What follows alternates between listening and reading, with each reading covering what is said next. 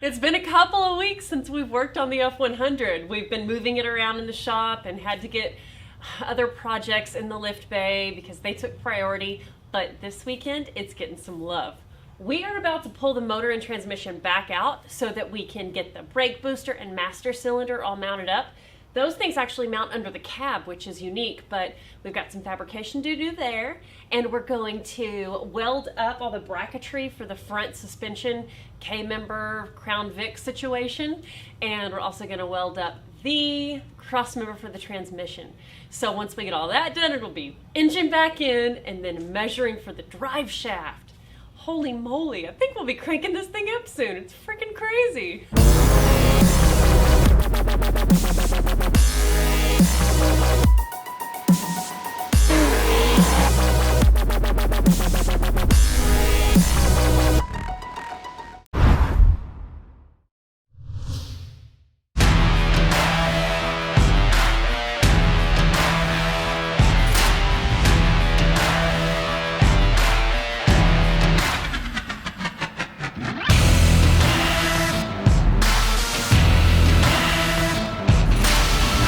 Use these plates up in the frame to give us something to bolt to and to strengthen this area. I left this where it'll slide back and forth. This is not welded in yet. Emily and Tommy are going to set the engine back in, and they're going to slide this cross member exactly where they need it for the engine to set down normal in the front, and then we'll pull the engine back out and I'll tie these in, weld it all up. But it looks good, everything clears. I hate how we had to drop down on one side and go straight on the other, but there was no other option with this brake. We had originally built it so it was uniform on both sides, and then Tommy showed up with the brake booster and said this is where it goes, so we had to redo stuff.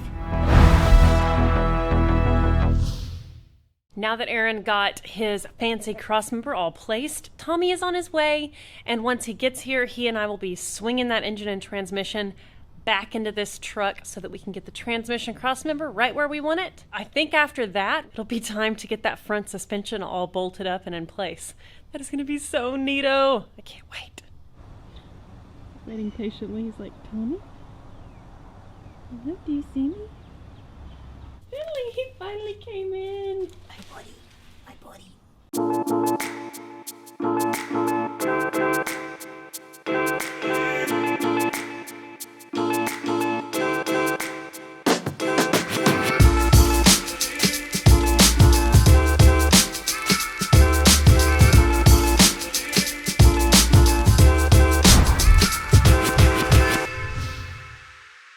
We are going to get the pinion angle on this rear diff all set so that we can measure for the drive shaft. And Aaron's got his little level application. So we're trying to get -3 degrees. And there it is. So I think it's time to tack weld the saddles.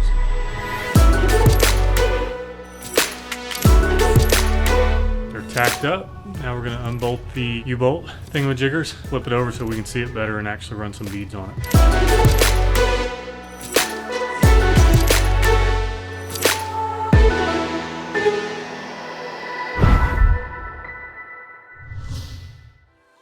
We're having an awesome night in the shop. Right now, I'm working on Garfield. This is Garfield, although it doesn't look like Garfield right now. Garfield's cab is up there. We're installing air ride, and so this rig is getting a lot of attention right now. Meanwhile, Tommy is working on the F100. He has mocked up the engine bay, he's got the inner fenders in and the core support, and he's like checking clearances, and he just mentioned to me that his wiring harness came in, which he has been very excited about. He's done tons of research on what wiring harness to go with, what's perfect for the swap for his particular year model, and all that good stuff. And he finally found one that he was stoked about, so I'm excited to tell y'all about this because in the last episode we did of Tommy's truck, a lot of folks mentioned that they were doing Coyote swaps or that they planned to do them. So this might help you guys out. If you're in the market for a wiring harness for a swap, you might check this one out. Yeah, so this is the wiring harness, custom fit for this truck so that we can actually mount the ECU in the cab, which is going to be great to keep it out of the elements even though it's protected. But custom linked so that we can make sure that we run the wires to the back of the cab and through the back of the engine. That way we keep the engine bay very nice and clean. And one of the nice things with this particular swap, we're able to keep the tow haul, the fan control, and select shift, which means that I'll still have full paddle control. So we've laid it all out here, and it's really cool to see. I sent Brian a big box. I mean, it was a heavy box full of the original wiring harness for this engine that Tommy bought. And it was really neat to see that he minimized it down to just this. Tommy sent Brian all the measurements of the truck so that he could get the lengths perfect so that there wasn't a bunch of excess wire, which is a really cool feature, I think. If you're in the market for one of these harnesses, contact Brian at Mighty Motorsports, M-I-T-Y Motorsports. He did an awesome job. He even wrote flying sparks on the ECM. How cool is that? We're really super impressed and very excited to get this installed and hit the key on that truck. Oh my gosh. You guys, we're about to hit the key on this thing. Well, hit the key. Hit the starter wire. Give it some power. Tommy's worked really hard getting the fuel system all ready. He thinks it's good to go. I think it's ready. So yeah, we don't have all of the electrical in right now. We have the lines sort of run basically where they're going to be in the truck. We don't have the ignition system connected to everything yet, but we want to make sure that everything's going to actually run. And then if we have any problems, we can fix it before we reassemble everything. Pretty excited. The last time this truck was on the road was 1975, so it's about to breathe new life. Oh my gosh, talk about new. So put AN fittings on the transmission lines, that way it's easy to connect to a cooler, an external cooler if we need it, or if we can use the internal cooler, that'd be great too. But we have options there, so. All right. Holy moly. Let's see what happens. Hit it!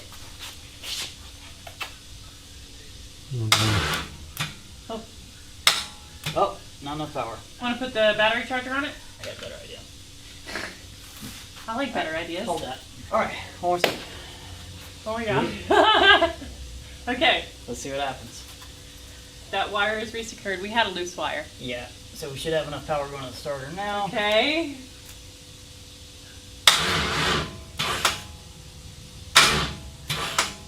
Nope, still not quite enough. So, quick issue with the battery cables. Like I said, we're just kind of connecting everything up just to make sure it'll work. So, let's try it one more time and see what happens.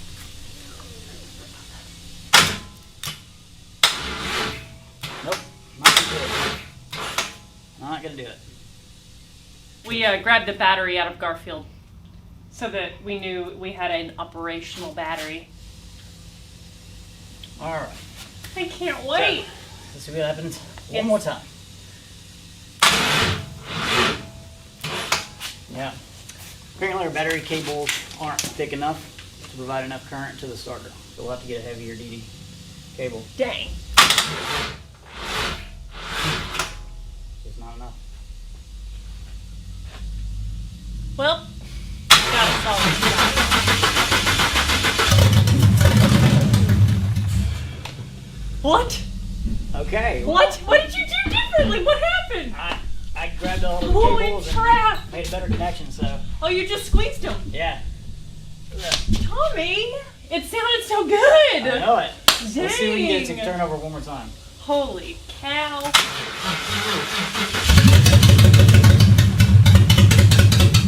It's alive. I'm so pumped. Buck 56 runs. It's alive. All right. Dang. That is awesome. Yeah, do that one more time. Okay, wait. I want to film it with my phone too, but I'll wait.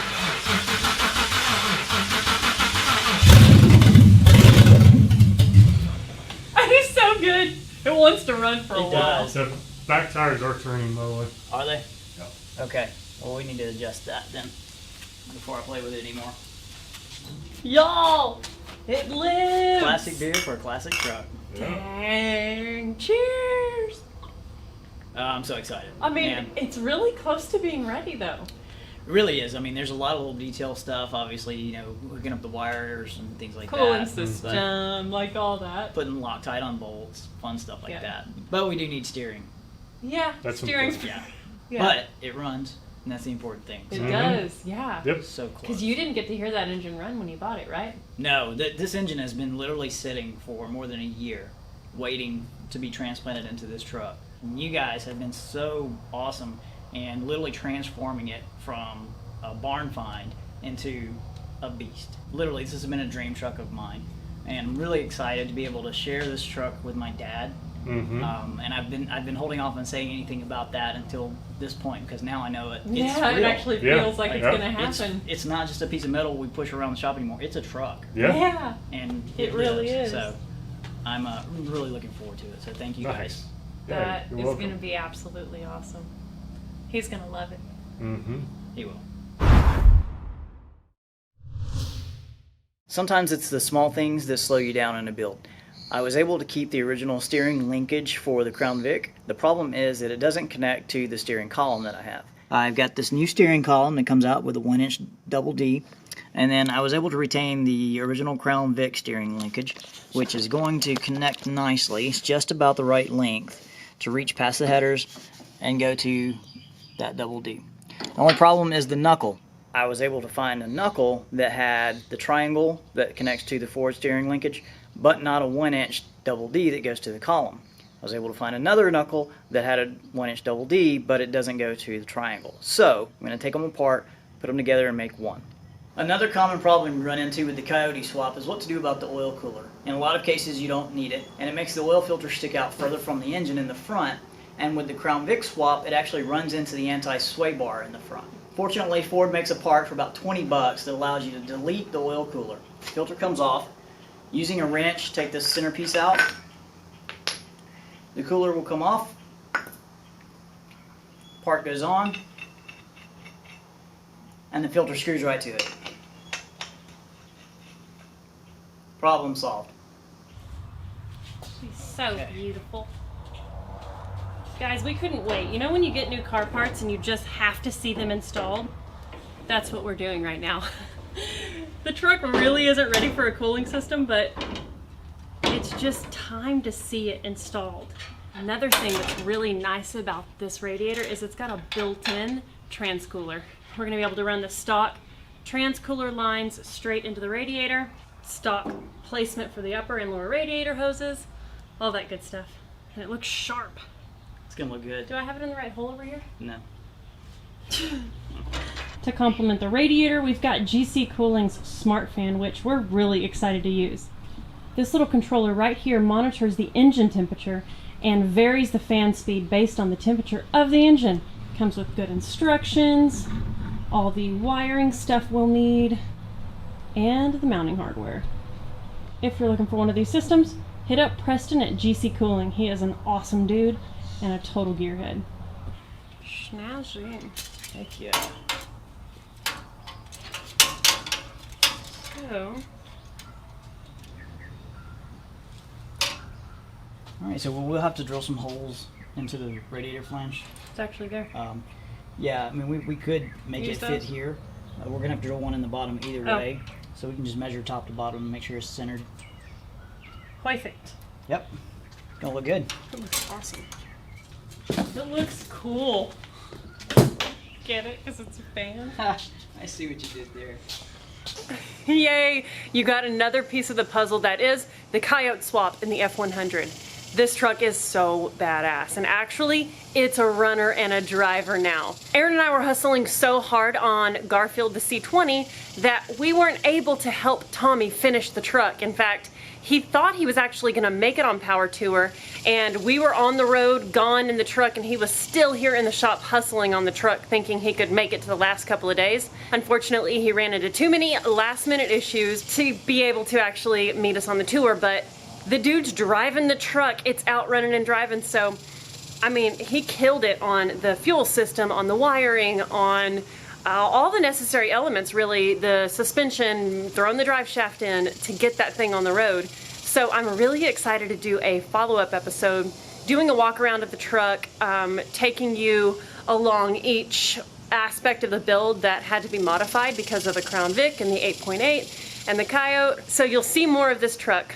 on a future episode. We've also got a ton of awesome content coming at you, at least 8 build episodes on this guy. Turned out awesome. And those right there are the wheels for the Bronco. So there is a lot happening and we're just trying to keep up shooting it all, editing it all. We've got help from our buddy Eric Barandy and his amazing wife Leanna. They have shot the whole build series on this one, and he's got all that content and he's editing it now. So get stoked. I hope you guys have liked this Coyote swap build. It seems that you have. Tell me what you want down in the comments. I love getting feedback and telling me what you most enjoy seeing us work on. I like feedback. And if you're a fan of this one, you'll get extra stoked because I actually got registered for Hot Rod Drag Week, and Aaron and I are taking Roxy. She needs a lot of work. All that to say, we are so excited about all the episodes we have in edit right now and all the projects that we have yet to even start on. Oh my gosh, we gotta get busy. We'll see y'all soon.